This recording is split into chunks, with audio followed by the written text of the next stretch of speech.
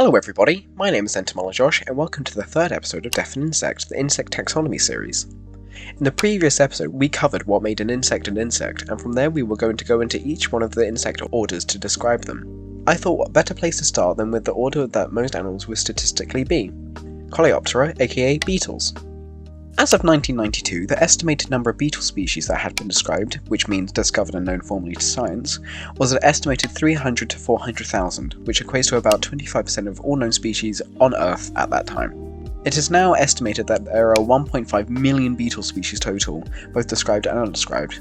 That's an incredible amount of diversity, and the current consensus as to why the beetles are so plentiful is because of several complex factors. It is believed that beetles have evolved alongside flowering plants when they first appeared during the early Cretaceous period. The flowers meant that the beetles had a new and abundant food source, so that they could quickly fill in the niche to eat them that other groups could not do so as quickly. However, to digest the complex molecules that made up plants, such as cellulose, they would have to have enzymes that could do so. Luckily, evolution just brought out the new plant cell wall degrading enzymes update for organisms with the beetle subscription tier, meaning that beetles had evolved, believed to be from horizontal gene transfer from other species, enzymes that could break down the complex plant molecules, allowing them to digest and take advantage of plants as a food source. Furthermore, it is believed that beetles just have a hard time going extinct because of their high levels of adaptability, whether that be to a new food source, temperatures, habitats, etc. These high levels of biodiversity among beetles are spread across an estimated 160 to 200 families, with 103 families present in the British Isles. Before we can identify some of the major beetle families, we of course need to learn how to identify beetle. The name Coleoptera itself can give us a bit of a hint, with coleo coming from the Greek word koleos, meaning sheath, and ptera coming from the Greek pteron, meaning wing. Put it together and we have sheathwing. If we stretch our imaginations a little, you can see that the main identifying feature of a beetle is its sheath wing, referring to the hardened modified wing case, which are called the elytra, on top that covers the softer and actually, in most cases, usable for flight wings.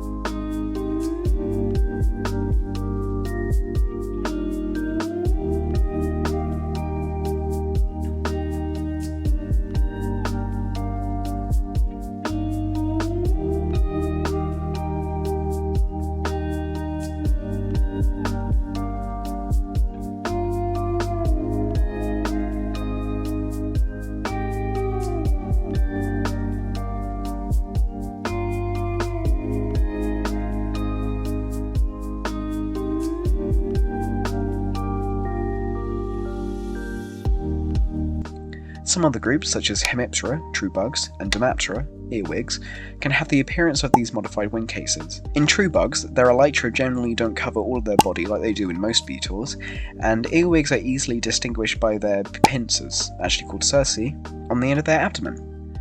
To easily distinguish between beetles and true bugs, you can look at their mouthparts. Beetles have chewing mouthparts, and so they have mandibles, whereas true bugs have piercing mouthparts, meaning they just have a pokey thing. Somewhat based off the number of UK species, here are what I consider to be the major families of Coleoptera and their general identification. First, we will start with Carabidae, more commonly known as ground beetles, of which we have around 360 species of in the UK, where they are found in most habitats. Generally, they are flat and broad in shape, which becomes rather distinctive, especially the head, once recognised, and can range anywhere from 1.5 to 35 mm in length, with many of them being colourful and/or metallic. Many ground beetles can look very similar to each other, and so a lot of the time the most reliable way to distinguish between species is through genital dissection. I have 10 ground beetles in my collection, only some of which have been identified to the species level, and through them you can see the general body shape with varying diversity between them. Add to the species I have identified, my favourite would have to be Notiophilus substriatus, a type of springtail hunter because I have such big adorable eyes. Aww. The next family we will look at is Staphylinidae, the UK's most species-rich family, having around 1,100 species, twice as many as the second most species-rich. The members of Staphylinidae are called rove beetles. They are found all over the UK in most habitats. They are quite distinctive and easily recognisable because of their short elytra, elongated body shape, measuring between 0.9 and 30 mm in length, and exposed abdomen. although this does not apply to all the species. I have 4 rove beetles in my collection, but none of them are body plan outliers. My favourite rove beetle in my collection is the literal whiplash rove beetle because of its striking black and orange coloration. Scarabaeidae, the group of scarab beetles, consists of 84 UK species. Their fossorial legs, for digging, and their lamellately clubbed antennae make them a fairly distinctive group. I have 5 scarabs in my collection, with my favourite probably being the garden chafer, as I'm a fan of the shade of green that its thorax and legs are. Coccinellidae is a group that you should all be familiar with. Ladybirds. We have 55 species in the UK, all of which are found in varying terrestrial habitats. Most of them are very distinctive, being relatively small, 1.1 to 9mm long, and they are oval and rounded and without striae on their elytra. In my collection, I have 9 ladybirds across 5 species. 4 of them are all the highly invasive and no good harlequin ladybird.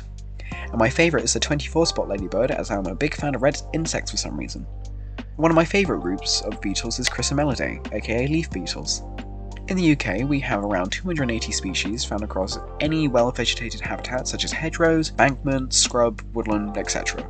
They are generally quite variable, but generally are of a rounded shape between 1.1 to 18mm long. And because they are so variable, the most reliable diagnostic feature is the filiform antennae that gradually thicken towards their apex. Furthermore, they have pseudo-tetramerous tarsi, meaning that while in reality they have 5 tarsi, it looks like they only have 4 because the 4th is so small. My collection has 11 specimens, and my favourite is probably the thistle tortoise beetle. It's just so flat and funky! Curculionidae is the second largest group, in terms of species, otherwise measuring 1 to 17.5mm in length, of beetles in the UK, home to 550-ish species found in vegetated habitats. They are commonly called weevils, however this is not entirely accurate, with true weevils being a more fitting name. Most of them are very distinctive with their elongated rostrum and elbowed, the proper word is apparently geniculate, and clubbed antenna. Like the leaf beetles from earlier, one of their diagnostic features is that they are also pseudotetramerous.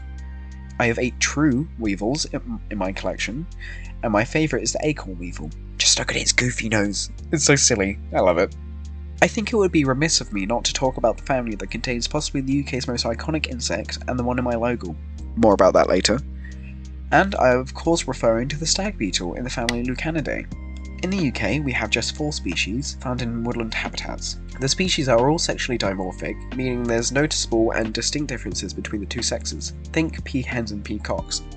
They also have their dorsal surface glabrous, without hairs, 5 visible abdominal sternites, and geniculate antennae like true weevils, but they are lamellately clubbed like the scarabs. In my collection, I have 4 stag beetles. 3 of them are the stag beetles, or some more on that later. The male in my collection is of course my favourite. Now, on to the first more on that later. I am thinking of changing my logo to a moth because while I do love the stag beetle and it is a rather sentimental animal to me, I do love moths just a little bit more. I may leave a poll or something in the description to get your thoughts. And regarding the second more on that later, I know many of you will know that the stag beetle is a globally threatened species, more so here in the UK, and so you may be thinking it's reckless of me to have 3 of them in my collection, and rightly so too. The only reason I have any at all is because I am lucky enough to live in an area of the country where the stag beetle have a bit of a stronghold with all the ancient woodlands and an orchard that used to be by the city in where I live, providing vital deadwood habitats and food sources for the beetles. Furthermore, and arguably more importantly, these beetles were found dead. They do not have long lifespans once they're adults, and they die shortly after mating.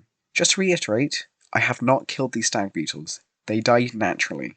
And finally, without getting into a philosophical debate whether legality means morality, yada yada, I am legally allowed to have these, as in the UK at least, they are partially protected.